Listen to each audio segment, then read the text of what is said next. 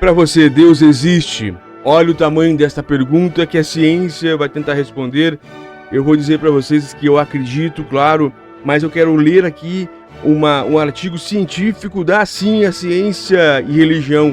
Elas conseguem sim se entender em alguns momentos. Eu quero mostrar a vocês que não só o grande livro, a Bíblia, que eu gosto, acredito, leio e me identifico muito em algumas partes ali, é muito interessante, mas também a ciência.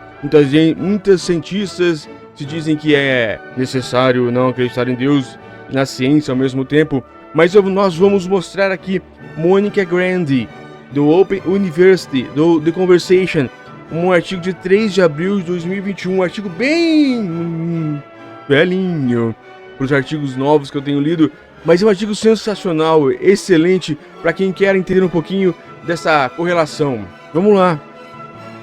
Eu ainda acreditava em Deus, agora sou ateu, quando ouvi a seguinte pergunta em um seminário, feita pela primeira vez por Einstein, e fiquei impressionado com sua elegância e profundidade. Abre aspas. Lembrando que Einstein era 100% religioso. Se existe um Deus que criou todo o universo e todas as leis da física, Deus segue as próprias leis de Deus? Ou Deus pode suplantar suas próprias leis, como, por exemplo, viajar mais rápido do que a velocidade da luz e assim ser capaz de estar em 2 lugares diferentes ao mesmo tempo? Aqui a resposta poderia nos ajudar a provar a existência ou não de Deus, ou é aqui que o empirismo científico e a fé religiosa se cruzam sem nenhuma resposta verdadeira. David Frost, 67 anos em Los Angeles. Lembrando que nada, segundo Einstein, e hoje ainda é assim, nada é mais rápido que a velocidade da luz, porque é exatamente isso que diz a teoria da relatividade. Se alguma coisa, lógico, vou falar para vocês aqui em termos muito rápidos, claro, muito simples também. Se algo for mais rápido que a velocidade da luz, ela está acima do tempo, e se está acima do tempo, ela é capaz de fazer o regresso, é capaz de viajar no tempo, ou seja, ela vai mais rápido que o tempo, e se for mais rápido que o tempo, quando ela desacelera, ela está um tempo na frente do que quem está atrás. É mais ou menos assim a situação, dentro de uma explicação bem rápida, bem simplória mesmo, que eu faço aqui para vocês. Mas é assim, vamos continuar a leitura, porque é muito interessante para você que gosta de religião, de ciência, para você que tem as duas coisas como eu. Então é muito importante a leitura deste artigo. Eu estava em confinamento quando recebi essa pergunta e fiquei instantaneamente intrigada. Não é de se admirar o momento. Eventos trágicos como pandemias muitas vezes nos levam a questionar a existência de Deus. Se existe um Deus misericordioso, porque uma catástrofe como essa está acontecendo? A pergunta, essas perguntas sempre são feitas, né? A ideia de que Deus pode estar limitado pelas leis da física, que também regem a química, a biologia e, portanto, os limites da ciência médica, era interessante de explorar. Se Deus não fosse capaz de infringir as leis da física, provavelmente não seria tão poderoso quanto você esperaria que um ser supremo fosse. Mas se fosse capaz, por que não vemos nenhuma evidência de que as leis da física foram infringidas no universo? Para abordar essa questão, vamos analisar por partes. Primeiro, Deus pode viajar mais rápido do que a luz? Vamos apenas considerar a pergunta ao pé da letra. A luz viaja a uma velocidade aproximada de 3 vezes 10 a quinto quilômetros por segundo. Mais ou menos 300 milhões. Aprendemos na escola que nada pode viajar mais rápido do que a velocidade da luz, nem mesmo a nave espacial USS Enterprise da Jornada nas Estrelas, quando estava com o seu motor movido a cristais de lítio na potência máxima. Mas isso é verdade? Alguns anos atrás, um grupo de físicos postulou que as chamadas partículas tachyons viajavam acima da velocidade da luz. Felizmente, sua existência como partículas reais é considerada altamente improvável. Se existissem, teriam uma massa imaginária e o tecido do espaço-tempo ficaria distorcido, levando a violações de causalidade e possivelmente uma dor de cabeça para Deus. Tudo indica até agora que não foi observado nenhum objeto que possa viajar mais rápido do que a velocidade da luz. Isso em si não diz absolutamente nada sobre Deus, apenas reforça o conhecimento de que a luz viaja muito rápido. As coisas ficam um pouco mais interessantes quando você considera a distância que a luz viajou desde o início. Aqui, para quem nos acompanha por imagens, uma bela imagem, como se fosse Deus criando tudo. Aqui, vamos lá. Se Deus existe, ele está sujeito às leis da física? Essa é uma pergunta interessante de se fazer mesmo. Partindo do pressuposto da cosmologia tradicional do Big Bang e a velocidade da luz 3 vezes 10 a quinta quilômetros por segundo. Então, podemos calcular que a luz viajou aproximadamente 10 sobre 23 quilômetros nos 13,8 bilhões de anos de existência do universo, ou melhor, da existência do universo observável. O universo está se expandindo a uma taxa de aproximadamente 70 km por segundo por MPC. 1 MPC igual 1 megaparsec second, ou aproximadamente 3 vezes 10 elevado à potência 19, a 19ª potência, quilômetros. Então, a estimativa atual sugere que a distância entre os confins do universo é de 46 bilhões de anos-luz. Conforme o tempo passa, o volume do espaço aumenta e a luz precisa viajar por mais tempo para chegar até nós. Há muito mais no universo lá fora do que somos capazes de enxergar, mas o objetivo mais distante que vimos é uma galáxia GNZ11, observada pelo telescópio espacial Hubble. Aqui um parênteses, aqui eles são o Hubble ainda, né? Nós já temos o James Webb que vai muito mais além. Entretanto, o artigo ainda é muito pertinente. Continuar a leitura. Ela está aproximadamente 10 a 23 km. 10 sobre raiz 23. 10 sobre a potência 23 km. Ou 13 bilhões de anos-luz de distância, o que significa que levou 13,4 bilhões de anos para que a luz da galáxia nos alcançar.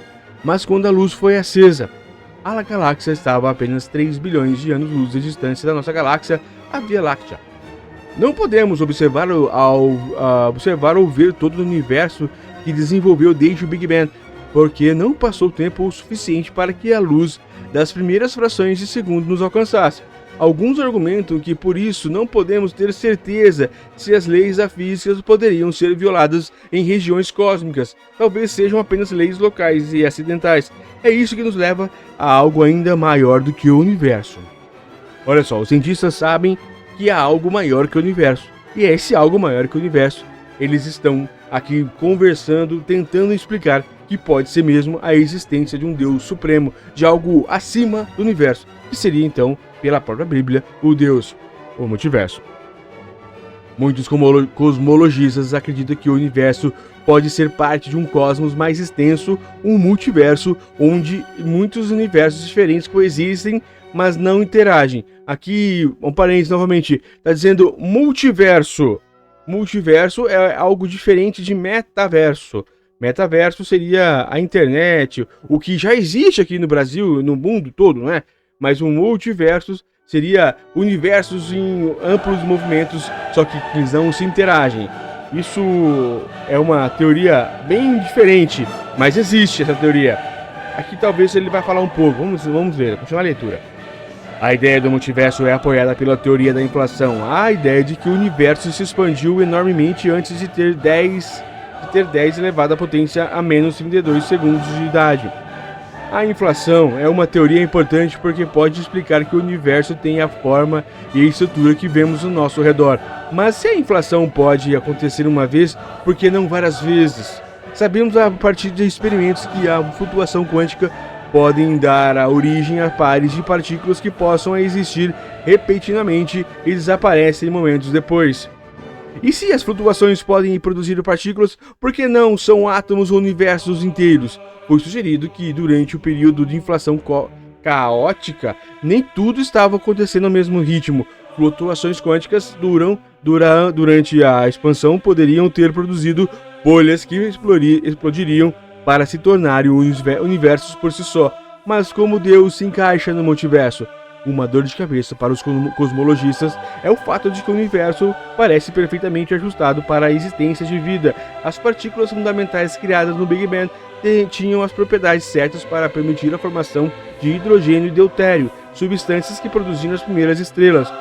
As leis da física que regem as relações nucleares nessas estrelas produziram as coisas que é feita a vida: carbono, nitrogênio e hidrogênio. como todas as leis da física e parâmetros do universo têm os valores que permitem que estrelas, planetas e por fim vida se desenvolvam. Alguns argumentam que é apenas uma feliz coincidência. Outros dizem que não deveríamos nos surpreender ao ver leis físicas bioamigáveis. Afinal, elas não produziram então o mais que poderíamos ver? Mais uma pergunta. Alguns teístas, no entanto, argumentam que isso indica a existência de um Deus criando condições favoráveis. Meu Deus, não é uma explicação científica válida. Mas Deus não é uma explicação científica válida. A teoria do multiverso, ao contrário, resolve o mistério porque permite que universos distintos tenham leis físicas diferentes. Portanto, não é surpreendente que nos vejamos em dos poucos universos que podem abrigar vida. Claro, você não pode refutar a ideia de que um Deus pode ter criado o multiverso.